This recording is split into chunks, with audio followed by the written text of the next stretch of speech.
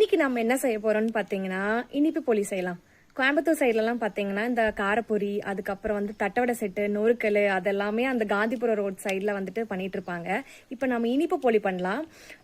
டோவெல்லாம் ready பண்ணிட்டேன். இப்போ வந்துட்டு ஸ்டஃபிங் ரெடி பண்ணி இனிப்பு போலி பண்ணலாம். பார்க்கவே வெண்ணெய் மாதிரி இருக்குல்ல. ஒரு 2 hours ரெஸ்ட் விட்டுலாம்.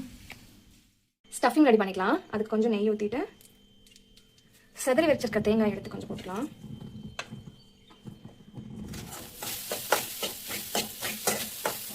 இந்த ஸ்டேஜ்ல நம்ம நாட்டு சக்கரை யூஸ் பண்ணிக்கலாம்.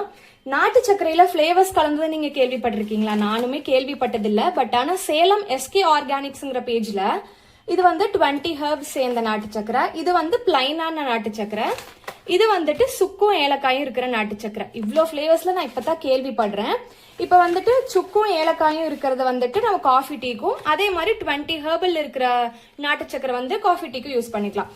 நம்ம எஸ்கே ஆர்கானிக்ஸ்ல தயாரிக்கிற நாட்டு சக்கரையில எந்த ஆடட் கலர்ஸும் இல்லை, எந்த ப்ரிசர்வேட்டிவும் இல்லை. ஸோ நீங்க தாராளமா வாங்கி யூஸ் பண்ணலாம். இப்போ பிளைனா இருக்கிற நாட்டு சக்கரை ஆட் பண்ணிக்கலாம். இப்போ பார்த்தீங்கன்னா நல்லா மிக்ஸ் ஆயிடுச்சு. கொஞ்ச நேரம் ரெஸ்ட் விட்டுலாம். இப்போ டோ ரெடி ஆயிடுச்சு. உள்ள ஸ்டஃப் பண்ணிக்கலாம். அங்கெல்லாம் காந்திபுரம் ரோட்லலாம் வந்துட்டு குட்டியூண்டு கொடுப்பாங்க. அது 15 ரூபா 20 ரூபா. எப்படி வரும்னு தெரியல, ட்ரை பண்ணி பார்க்கலாம்.